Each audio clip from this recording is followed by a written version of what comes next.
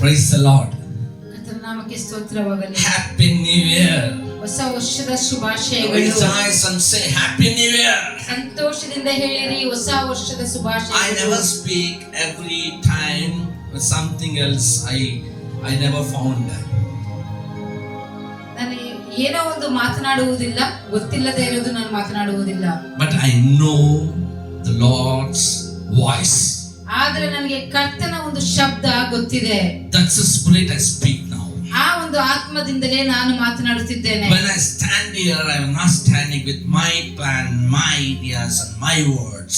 ಇಲ್ಲಿ ನಾನು ನಿಂತುಕೊಂಡಿರುವುದು ನನ್ನ ಸಂಕಲ್ಪದಿಂದಲ್ಲ, ನನ್ನ ಮಾತುಗಳಿಂದಲ್ಲ. This is a crossover. ಇದು ಒಂದು ಕ್ರಾಸ್ ಓವರ್ ಅಂದ್ರೆ ಮತ್ತೊಂದು ವರ್ಷಕ್ಕೆ ಕಾಲಿಡುವುದು. Hallelujah. Hallelujah.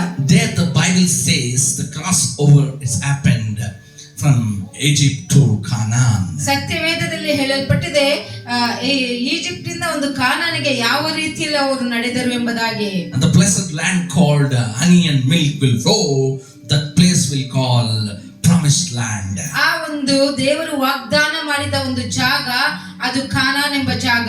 Crossover means may our problems, slavery and everything in this year, I don't know how we are suffered in this year, but we are going to have honey and milk flowing place. ಕಳೆದ ವರ್ಷದಲ್ಲಿ ನಾವು ಏನೆಲ್ಲ ಕಷ್ಟಪಟ್ಟಿದೀವೋ ನಮಗೆ ಗೊತ್ತಿಲ್ಲ, ಆದ್ರೆ ನಾವು ಈಗ ಕಾಲಿಡುವ ಒಂದು ವರ್ಷದಲ್ಲಿ ಹಾಲು ಜೇನು ಹರಿಯುವ ಜಾಗಕ್ಕೆ ನಾವು ಹೋಗುತ್ತಿದ್ದೇವೆ. God has promised me. ದೇವರು ನನಗೆ ವಾಗ್ದಾನ ಮಾಡಿದ್ದಾರೆ. He will make me blessing and rich and double portion. ದೇವರು ನನಗೆ ಆಶೀರ್ವಾದ ಮಾಡಿ ದೇವರ ಐಶ್ವರ್ಯವನ್ನು ಕೊಟ್ಟು ನನಗೆ ಎರಡರಷ್ಟು ಆಶೀರ್ವಾದ ಮಾಡುತ್ತಾರೆ ಎಂಬುದಾಗಿ. I was every time waiting upon the Lord every year for the commandment after that promise. ಪ್ರತಿ ವರ್ಷ ನಾನು ದೇವರಲ್ಲಿ ಕರ್ತನಲ್ಲಿ ಒಂದು ಆಜ್ಞೆಗೋಸ್ಕರ ಕಾದಿರುತ್ತೇನೆ, ಆಜ್ಞೆಯ ನಂತರ ವಾಗ್ದಾನಕ್ಕೋಸ್ಕರ ಕಾದಿರುತ್ತೇನೆ. But this time I don't know, my God has not commanded me anything but He's given a promise. ಆದರೆ ಈ ವರ್ಷ ದೇವರು ನನಗೆ ಗೊತ್ತಿಲ್ಲ, ಆಜ್ಞೆಯನ್ನು ನನಗೆ ಮಾಡಲಿಲ್ಲ, ಆದರೆ ದೇವರು ವಾಗ್ದಾನವನ್ನು ಮಾಡಿದ್ದಾರೆ. Hey, come on, this year is blessing year and rich and double portion year. ಈ ಒಂದು ವರ್ಷ ಒಂದು ದೇವರು ಕೊಡುವುದು ಐಶ್ವರ್ಯ ಮತ್ತು ದೇವರು ಎರಡರಷ್ಟು ಆಶೀರ್ವಾದ ಮಾಡುತ್ತಾರೆ. Hallelujah. Hallelujah. People, you say yourself and say, I'm blessed one. ನೀವು ನಿಮ್ಮೊಳಗೆ ನೀವು ಹೇಳಿಕೊಳ್ಳಿರಿ, ನಾನು ಆಶೀರ್ವದಿಸಲ್ಪಟ್ಟವಳು. Hallelujah. Hallelujah. The voice of God make you rich. ದೇವರ ಒಂದು ಸ್ವರವು ನಿನ್ನನ್ನು ಐಶ್ವರ್ಯ ಮಾಡುತ್ತದೆ. The Proverbs 28 and 20 it says. ಜ್ಞಾನೋಕ್ತಿಗಳು 28ನೇ ಅಧ್ಯಾಯ 21ನೇ ವಚನ. What it says? ಏನು ಹೇಳುತ್ತದೆ? Come on, somebody read. ಜ್ಞಾನೋಕ್ತಿಗಳು 28ನೇ ಅಧ್ಯಾಯ 20ನೇ ವಚನ. Hallelujah.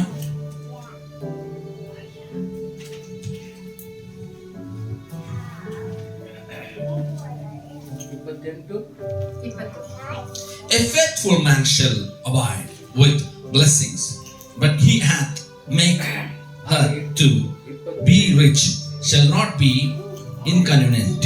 ನಂಬಿಗಸ್ತನು ಆಶೀರ್ವಾದ ಪೂರ್ಣನಾಗುವನು, ಧನವಂತನಾಗಲು ಆತುರ ಪಡುವವನು ದಂಡನೆಯನ್ನು ಹೊಂದದಿರುವನು. Hallelujah. Hallelujah. The faithful man always takes the blessings. ಒಂದು ನಂಬಿಗಸ್ತನಾದ ಒಂದು ಸೇವಕನು ಆಶೀರ್ವಾದವನ್ನು ತೆಗೆದುಕೊಳ್ಳುತ್ತಾನೆ. Hallelujah. Hallelujah. The word says a faithful man shall abide with the blessings. ವಚನವು ಹೇಳುತ್ತದೆ, ನಂಬಿಗಸ್ತನು ದೇವರ ಆಶೀರ್ವಾದದಿಂದ ಆತನು ಕೂಡಿರುತ್ತಾನೆ. Because your faithfulness, God make you blessing. ಯಾಕಂದ್ರೆ ನಿನ್ನ ನಂಬಿಕೆಯಿಂದ ನೀನು ಆಶೀರ್ವಾದವನ್ನು ಪಡೆದುಕೊಂಡಿದ್ದೀಯ ವಿಶ್ವಾಸದಿಂದ. Many people want to think what is a blessing. ಅನೇಕರು ಅಂದುಕೊಳ್ಳುತ್ತಾರೆ ಆಶೀರ್ವಾದ ಎಂದರೆ ಏನು? Blessing means something else. ಆಶೀರ್ವಾದ ಅಂದ್ರೆ ಅದು ಏನು? Many years I was thought blessings means not the riches, but blessings means only the God's presence, God's glory and something else I was thinking. ಅನೇಕ ವರ್ಷಗಳಿಂದ ನಾನು ಅಂದುಕೊಂಡಿದ್ದೇನೆ ದೇವರ ಆಶೀರ್ವಾದ ಅಂದರೆ ದೇವರ ಸನ್ನಿಧಿನಲ್ಲಿರುವುದು ಮತ್ತು ಆತ್ಮೀಯವಾಗಿ ಬೆಳೆಯುವುದು, ಅದೇ ಆಶೀರ್ವಾದ ಎಂಬುದಾಗಿ ನಾನು ತಿಳಿದುಕೊಂಡಿದ್ದೆ. And 2 Corinthians ಕೊರಿಂಥದವರಿಗೆ ಬರೆದ 2ನೇ ಪತ್ರಿಕೆ 9 and 8 I think so. 9ನೇ ಅಧ್ಯಾಯ 8ನೇ ವಚನ ಅಂದುಕೊಳ್ಳುತ್ತೇನೆ. Or 8 and 9 I don't know. 2 Corinthians. ಕೊರಿಂಥದವರಿಗೆ ಬರೆದ 2ನೇ ಪತ್ರಿಕೆ. Come on, read somebody. Hallelujah. Hallelujah. 2 Corinthians chapter 8 or 9. 9 level. 9th verse. 9ನೇ ವಚನ. ಉಪಕಾರಿಯ ವಿಷಯದಲ್ಲಿ ಅವನು ಬಡವರಿಗೆ ಧಾರಾಳವಾಗಿ ಕೊಟ್ಟನು. 2 Corinthians 8 and 9 will check. ನಮ್ಮ ಕರ್ತನಾದ ಯೇಸು ಕ್ರಿಸ್ತನ ಕೃಪೆಯು ನಿಮಗೆ ಗೊತ್ತಾಗಿದೆಯಲ್ಲ. 8 and 9, it's very important in our lives. ಪೌಲನು ಕೊರಿಂಥದವರಿಗೆ ಬರೆದ 2ನೇ ಪತ್ರಿಕೆ 8ನೇ ಅಧ್ಯಾಯ 9ನೇ ವಚನ. What did he say? ಏನು ಹೇಳಲ್ಪಟ್ಟಿದೆ? Come on, read in English, Jenny. For ye know the grace of our Lord Jesus Christ, that though he was rich, yet for our sakes he became poor, that ye through his poverty might be rich. Amen. Hallelujah. Hallelujah. Yeah, God is making us a blessing vessel. ಆತನು ನಮ್ಮನ್ನು ಐಶ್ವರ್ಯವಂತರಾಗಿ ಮಾಡುತ್ತಿದ್ದಾರೆ. What is saying? By his grace he became poor to make us rich. ಆತನ ಕೃಪೆ ನಮ್ಮನ್ನು ಐಶ್ವರ್ಯವಂತಾಗಿ ಮಾಡುವುದಕ್ಕೆ ಆತನು ಬಡವನಾದನು. Hallelujah. Hallelujah. So we are not called for being poorness. ನಾವು ಬಡತನದಲ್ಲಿರುವುದಕ್ಕಲ್ಲ ಆತನು ಕರೆದಿರುವುದು. We are not being poverty. ನಾವು ಬಡತನದಲ್ಲಿರುವುದು ಇಷ್ಟವಿಲ್ಲ. We want to be in abundance. ನಾವು ಐಶ್ವರ್ಯವಂತರಾಗಿರಬೇಕು. We don't want to be poor. ನಾವು ಬಡತನದಲ್ಲಿರಬಾರದು. But we want to be rich. ನಾವು ಐಶ್ವರ್ಯವಂತರಾಗಿರಬೇಕು. What Bible says? ಸತ್ಯವೇದವೇನು ಹೇಳುತ್ತದೆ? Because of his grace he became poor for make us rich. ಆತನ ಕೃಪೆಯಿಂದ ಆತನು ನಮ್ಮನ್ನು ಐಶ್ವರ್ಯವಂತರಾಗಿ ಮಾಡುವುದಕ್ಕೆ ಆತನು ಬಡವನಾದನು. Always I am thinking I don't want to become a rich man in this earth. ಎಲ್ಲಾ ಸಾರಿ ನಾನು ಅಂದುಕೊಳ್ಳುತ್ತಿದ್ದೆನು ಈ ಭೂಮಿಯ ಮೇಲೆ ನಾನು ಐಶ್ವರ್ಯವಂತನಾಗಿರುವುದಕ್ಕೆ ಇಷ್ಟವಿಲ್ಲ ಎಂಬುದಾಗಿ. But what is simple things God is revealing here? ದೇವರು ಒಂದು ಸರಳವಾದ ವಾಕ್ಯಗಳೊಂದಿಗೆ ಮಾತನಾಡುತ್ತಿದ್ದಾರೆ. If he became poor, it's true. ಆತನು ಬಡವನಾದರೆ It's true what? ಅದು ಸತ್ಯನಾ? Hello? Are you hearing this? ನೀವು ಕೇಳಿಸಿಕೊಳ್ಳುತ್ತಿದ್ದೀರಾ? He became a poor? ಆತನು ಬಡವನಾದನ? If he became poor, why he became poor? ಆತನು ಬಡವನಾದರೆ ಯಾಕೆ ಆತನು ಬಡವನಾದನು? The Bible clearly says. ಸತ್ಯವೇದವು ಸ್ಪಷ್ಟವಾಗಿ ಹೇಳುತ್ತದೆ. He want to make you rich, so he became poor. ಆತನು ನಿನ್ನನ್ನು ಐಶ್ವರ್ಯವಂತನಾಗಿ ಮಾಡಬೇಕು ಎಂಬುದಾಗಿ ಇಷ್ಟ, ಅದಕ್ಕೋಸ್ಕರ ಬಡವನಾದನು. If you are not believing this, you will not be rich. ನೀನು ಇದನ್ನು ನಂಬದೇ ಇದ್ದರೆ ನೀನು ಐಶ್ವರ್ಯವಂತನಾಗಿ ಇರುವುದಿಲ್ಲ. And he became poverty. ಆತನು ಬಡವನಾದನು. Why? ಯಾಕೆ? To give abundance to us. ನಮಗೆ ಸಮೃದ್ಧಿಯಾಗಿ ಕೊಡುವುದಕ್ಕೆ. I was always talking with everyone. ನಾನು ಎಲ್ಲರ ಸಂಗಡ ಮಾತನಾಡುತ್ತಿದ್ದೆ. Wealth and richness is not blessing. ಒಂದು ಐಶ್ವರ್ಯವು ಅದು ಆಶೀರ್ವಾದವಲ್ಲ ಎಂಬುದಾಗಿ ಮಾತನಾಡುತ್ತಿದ್ದೆ. And after reading this verse, ಈ ವಾಕ್ಯವು ಓದಿದ ನಂತರ God spoken with me through my dear one. ದೇವರು ನನ್ನ ಸಂಗಡ ಮಾತನಾಡಿದರು. What happened? ಏನಾಯ್ತು? My life, I thought, Lord, I missed it. Whatever you have giving money years to me, I just ignore it. ದೇವರೇ, ನೀನು ನನಗೋಸ್ಕರ ಎಷ್ಟೋ ಇಟ್ಟು ನನಗೆ ಆಶೀರ್ವಾದ ಮಾಡುವುದನ್ನು ನಾನು ಅದನ್ನು ತಿರಸ್ಕರಿಸಿ ಬಿಟ್ಟೆನು. Many times. ಅನೇಕ ಸಾರಿ. Many times. ಅನೇಕ ಸಾರಿ. Many times. ಅನೇಕ ಸಾರಿ. Whatever people are giving to opportunity, I was ignored it. ಮನುಷ್ಯರು ನನಗೆ ಅವಕಾಶ ಕೊಟ್ಟಾಗ ಅದನ್ನು ತಿರಸ್ಕಾರ ಮಾಡಿದೆನು. God never says you want to be poverty. ದೇವರು ನೀನು ಬಡವನಾಗಿರಬೇಕು ಎಂಬುದಾಗಿ ದೇವರು ಹೇಳಲಿಲ್ಲ. He said that? ಆತನು ಹೇಳಿದನ? If you have never said that, he said, I became because of your sake, I became poor. ಆತನು ನಿನಗೋಸ್ಕರ ನಾನು ಬಡವನಾದನು ಎಂಬುದಾಗಿ ಆತನು ಹೇಳುತ್ತಿದ್ದಾನೆ. This year he promised he never keep me like poor, but he is make me rich. I believe, I receive it. ದೇವರು ನನಗೆ ಈ ವರ್ಷ ವಾಗ್ದಾನ ಮಾಡಿದರೆ ನನ್ನನ್ನು ಐಶ್ವರ್ಯವಂತನಾಗಿ ಮಾಡುತ್ತಾನೆ ಎಂಬುದಾಗಿ ನಾನು ಅದನ್ನು ನಂಬುತ್ತೇನೆ, ಅದನ್ನು ಪಡೆದುಕೊಳ್ಳುತ್ತೇನೆ. I am not behind that, but it want to follow to me. ಅದರ ಹಿಂದೆ ನಾನಿಲ್ಲ, ಅದು ನನ್ನ ಹಿಂದೆ ಬರಬೇಕು. Because my Lord Jesus Christ became a poor to make me rich. ನನ್ನ ಯೇಸು ಕರ್ತನು ನನಗೋಸ್ಕರ ಆತನು ಬಡವನಾದನು, ನಾನು ಶ್ರೀಮಂತನಾಗಬೇಕು ಎಂಬುದಾಗಿ. Why you want to be rich? Tell me. ಯಾಕೆ ನೀನು ಶ್ರೀಮಂತನಾಗಿರಬೇಕು ಹೇಳು? Many people, they want to have good car, good building, good gold, good bank balance. ಅನೇಕರಿಗೆ ಒಳ್ಳೆ ಕಾರ್ ಇರಬೇಕು, ಒಳ್ಳೆ ಮನೆ ಇರಬೇಕು, ಒಳ್ಳೆ ಚಿನ್ನ ಇರಬೇಕು, ಬ್ಯಾಂಕ್ ಬ್ಯಾಲೆನ್ಸ್ ಇರಬೇಕು. Why you want to have that all? ಅದೆಲ್ಲ ಯಾಕೆ ಇರಬೇಕು?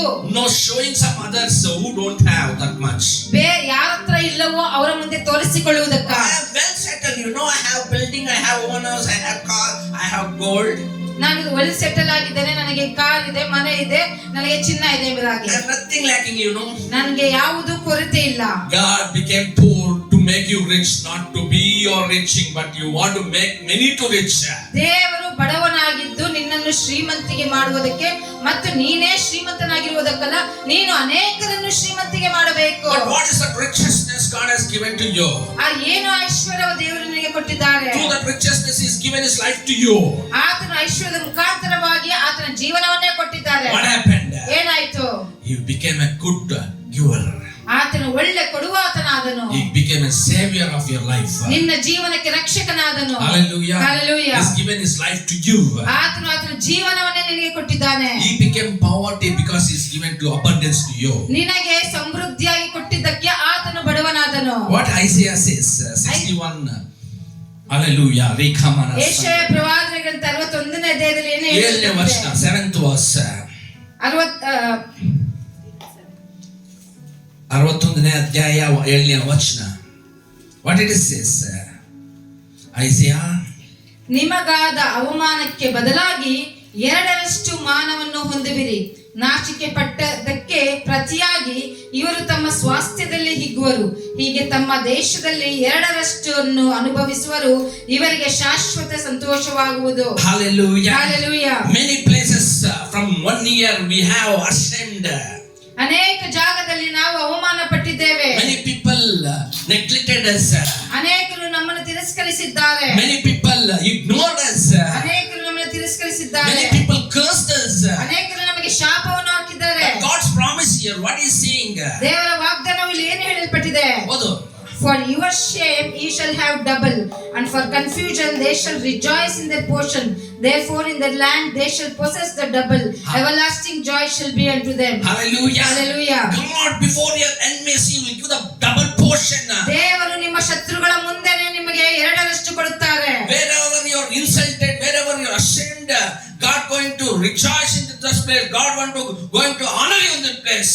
ಯಾರ ಮುಂದೆ ಎಲ್ಲ ನಿಮಗೆ ಅವಮಾನ ಆಗಿದ್ದೀವೋ ಅವರ ಮುಂದೆಯೇ ದೇವರು ಘನತೆಯನ್ನು ಕೊಡುತ್ತಾರೆ. The Bible says whatever your effect to the Lord Jesus Christ, it'll never go widely, but it will come double portion. ಕರ್ತನಿಗೋಸ್ಕರ ನೀನು ಏನೆಲ್ಲ ಮಾಡಿದ್ಯೋ ಅದು ವ್ಯರ್ಥವಾಗುವುದಿಲ್ಲ, ಅದು 2ರಷ್ಟಾಗಿ ನಿನಗೆ ತಿರುಗಿ ಬರುತ್ತದೆ. It's wonderfully saying, ಸುಂದರವಾಗಿ ಇಲ್ಲಿ ಹೇಳಲ್ಪಟ್ಟಿದೆ, shall possess the double, everlasting joy shall be unto them.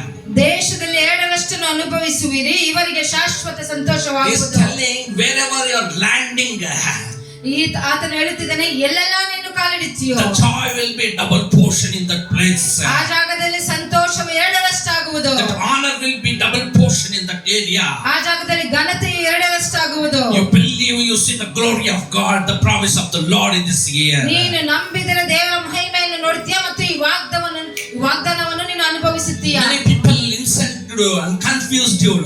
ಅನೇಕರು ನಿಮ್ಮನ್ನು ಇನ್ಸಲ್ಟ್ ಮಾಡಿದ್ದಾರೆ, ನಿಮ್ಮನ್ನು ತಿರಸ್ಕರಿಸಿದ್ದಾರೆ. But God never left. He is promising you now. ದೇವರು ನಿನ್ನನ್ನು ಬಿಟ್ಟಿಲ್ಲ, ಆತನು ವಾಗ್ದಾನ ಮಾಡುತ್ತಿದ್ದಾನೆ. He will bless you in double portion. ಆತನು ನಿನಗೆ 2ರಷ್ಟಾಗಿ ಆಶೀರ್ವಾದ ಮಾಡುತ್ತಾನೆ. 3 things God has said to me in this year. ಈ ವರ್ಷ 3 ಸಂಗತಿಗಳು ದೇವರು ನನ್ನ ಸಂಗಡ ಮಾತನಾಡಿದ್ದಾರೆ. What happened? ಏನಾಯ್ತು? It is one thing is a blessing of God. ಒಂದು ದೇವರ ಆಶೀರ್ವಾದ. When you are faithful in that area, there will be blessings. Hallelujah. ನೀನು ಆ ಜಾಗದಲ್ಲಿ ನೀನು ನಂಬಿಗಸ್ತನಾಗಿದ್ದರೆ ನೀನು ಆಶೀರ್ವಾದ ಹೊಂದಿಕೊಳ್ಳುತ್ತೀಯ. Hallelujah. Hallelujah. Hallelujah. Hallelujah. What is saying? ಆತನು ಏನು ಹೇಳುತ್ತಿದ್ದಾನೆ? Secondly, we are saying His righteousness is giving to us. ಎರಡನೆಯದಾಗಿ ಆತನ ಐಶ್ವರ್ಯವನ್ನು ನಮಗೆ ಕೊಡುತ್ತಿದ್ದಾರೆ. Because He became poor to make us rich. ಆತನು ಬಡವನಾದನು ನಮ್ಮನ್ನು ಶ್ರೀಮಂತ ಮಾಡುವುದಕ್ಕೆ. He became poverty because He want to give abundance to us. ಆತನು ಬಡವನಾದನು ನಿನಗೆ ಸಮೃದ್ಧಿಯಾಗಿ ಕೊಡುವುದಕ್ಕೆ. Thirdly, we are saying He will make you double portion in double stage in your area. ಆತನು ಮೂರನೇದಾಗಿ ಹೇಳುತ್ತಿದ್ದಾನೆ, ನಿನಗೆ 2ರಷ್ಟು ಆಶೀರ್ವಾದವನ್ನು ಕೊಡುತ್ತಾರೆ. Hallelujah. Hallelujah. Hallelujah. Hallelujah. Meditate. ನೀನು ಆ ವಾಕ್ಯವನ್ನು ಧ್ಯಾನಿಸು, Don't forget it. ಅದನ್ನು ಮರೆತು ಹೋಗಬೇಡ. You will see the glory of God. ದೇವರ ಮಹಿಮೆಯನ್ನು ನೀನು ನೋಡುತ್ತೀಯ. I know these words. I'm living through this media. The Satan is not interested, so that mic is not working. but my voice of the Lord is working.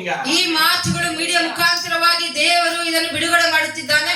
ಅದು ಸೈತಾನನಿಗೆ ಇಷ್ಟ ಇಲ್ಲ, ಅದಕ್ಕೋಸ್ಕರನೇ mic ಈ ರೀತಿಯಾಗಿದೆ. Receive, my dear ones. ಪ್ರಿಯರೇ, ಇದನ್ನು ನೀವು ತೆಗೆದುಕೊಳ್ಳಿರಿ, The blessing of God you receive. ದೇವರ ಆಶೀರ್ವಾದವನ್ನು ಪಡೆದುಕೊಳ್ಳಿರಿ. The blessing of God will make you rich. ದೇವರ ಆಶೀರ್ವಾದವು ನಿನ್ನನ್ನು ಐಶ್ವರ್ಯವಂತನಾಗಿ ಮಾಡುತ್ತದೆ. Wherever you are ashamed in last year, you will be this year. God will be make you double portion. ಹೋದ ವರ್ಷ ನೀನು ಎಲ್ಲೆಲ್ಲೆಲ್ಲ ನಾಚಿಕೆ ಪಟ್ಟಿದ್ದೀಯೋ ಅದೇ ಜಾಗದಲ್ಲಿ ನಿನಗೆ ಎರಡರಷ್ಟಾಗಿ ದೇವರು ಆಶೀರ್ವಾದ ಮಾಡುತ್ತಾರೆ. Where all your sorrow was rent in front of you and your heart full sorrows, God will make you rejoicing. Wherever you go, the double portion God will make you. Hallelujah. ನಿನ್ನ ಹೃದಯದಲ್ಲಿ ಚಿಂತೆಯನ್ನು ನೀನು ಅನುಭವಿಸುತ್ತಿದ್ದೀಯೇನೋ ಅದೇ ಜಾಗದಲ್ಲಿ ದೇವರು ಸಂತೋಷವನ್ನು ತುಂಬಿಸುತ್ತಾರೆ. Wherever you step in your land, there will be double portion of joy. ನೀನು ಕಾಲಿಡುವ ಜಾಗದಲ್ಲೆಲ್ಲ ಎರಡರಷ್ಟು ಸಂತೋಷ ನಿನಗೆ ಇರುತ್ತದೆ. It's not only time being, it is actually for double portion for everlasting. ಅದು ಸ್ವಲ್ಪ ಸಮಯ ತಾತ್ಕಾಲಿಕ ಅಲ್ಲ, ಅದು ನಿರಂತರವಾಗಿ ಎರಡರಷ್ಟು ಇರುತ್ತದೆ. Hallelujah. Hallelujah. This is a promise of the Lord. This is voice I heard from the Lord. ಇದು ಕರ್ತನ ವಾಗ್ದಾನವಾಗಿದೆ, ನಾನು ದೇವರಿಂದ ಈ ಸ್ವರವನ್ನು ಕೇಳಿಸಿಕೊಂಡೆ. No more you called. ನೀನು ಚಿಂತೆ ಮಾಡಬೇಕು ಅವಶ್ಯಕತೆ ಇಲ್ಲ. No more called you poor. ನೀನು ಬಡವನಾಗಿ ಇರುವುದಕ್ಕೆ ದೇವರು ನಿನ್ನನ್ನು ಕರೆಯಲಿಲ್ಲ. No more you called I am not having blessing.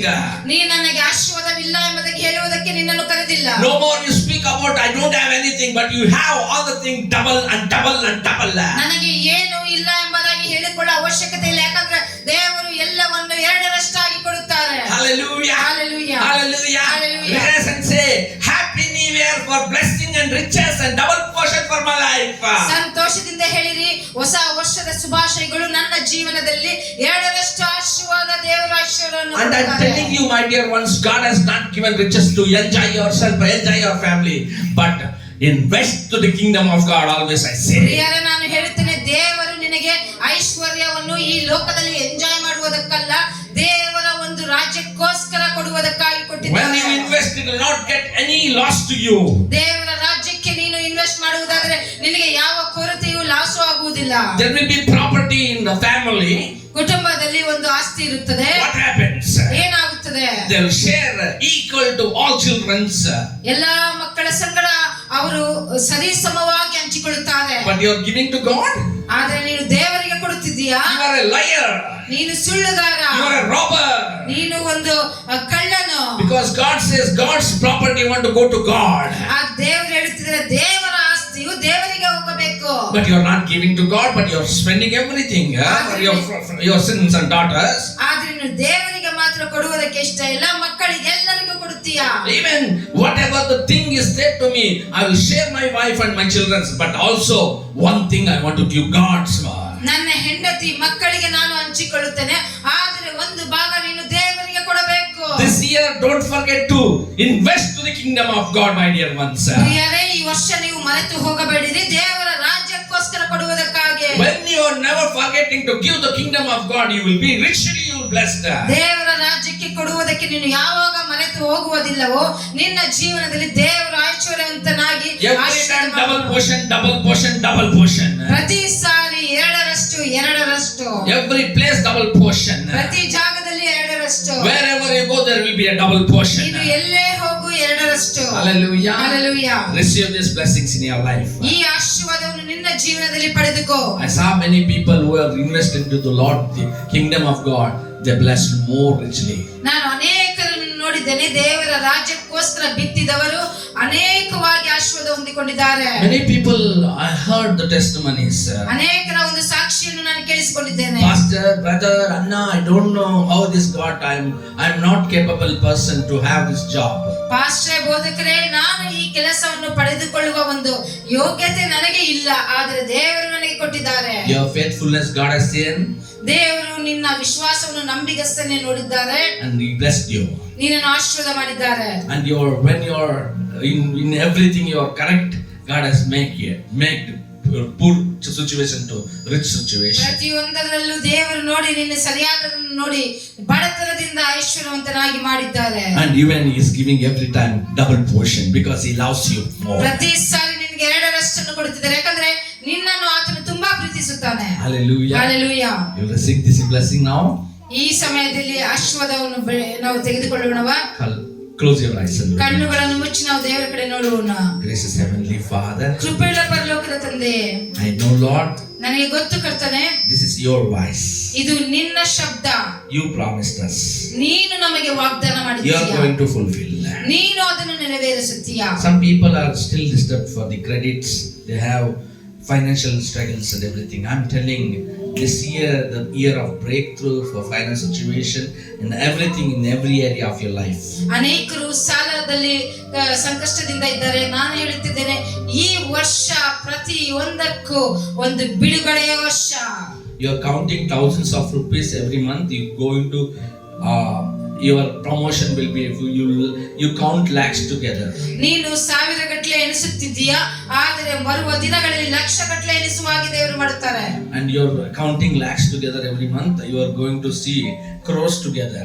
ಪ್ರತಿ ತಿಂಗಳಲ್ಲಿ ಲಕ್ಷ ಗಟ್ಟಲೆ ನೀನು ಎಣಿಸುತ್ತೀಯಾ ಮತ್ತು ಕೋಟಿ ಗಟ್ಟಲೆ ದೇವರು ನಿನಗೆ ಕೊಡುವಂತೆ ಮಾಡುತ್ತಾರೆ. Blessing, riches and double portion is not ordinary thing. Three things first time in this year God is speaking with me. ಮೊದಲನೇ ಸಾರಿ ದೇವರು ನನಗೆ ಈ ವಾಕ್ಯವನ್ನು ಮಾತನಾಡುತ್ತಿದ್ದಾರೆ. ಆಶೀರ್ವಾದ, ಐಶ್ವರ್ಯವು ಮತ್ತು ಎರಡರಷ್ಟು ದೇವರಿಂದ ಬರುವುದು. Lord, I invest to the kingdom of God. I will bring the souls to the kingdom of God. ಕರ್ತನೇ, ನಾನು ದೇವರ ರಾಜ್ಯಕ್ಕೋಸ್ಕರ ನಾನು ಬಿತ್ತುತ್ತೇನೆ ಮತ್ತು ದೇವರ ರಾಜ್ಯಕ್ಕೋಸ್ಕರ ಆತ್ಮಗಳನ್ನು ತೆಗೆದುಕೊಂಡು ಬರುತ್ತೇನೆ. Whoever inspired listening this verse, you want to invest to the kingdom of God, invest to see the great victory and blessing and riches and double portion in your life. ಯಾರಾದರೂ ದೇವರ ರಾಜ್ಯಕ್ಕೋಸ್ಕರ ಬಿತ್ತುವುದಕ್ಕೆ ಪ್ರೇರೇಪಣೆಯಾಗಿದ್ದರೆ ನೀವು ಬಿತ್ತಬಹುದು. ದೊಡ್ಡ ಕಾರ್ಯಗಳನ್ನು ನಿಮ್ಮ ಜೀವನದಲ್ಲಿ ನೋಡುತ್ತೀರಿ. You have how it's possible? Call me, I'll tell you. ಇದು ಹೇಗೆ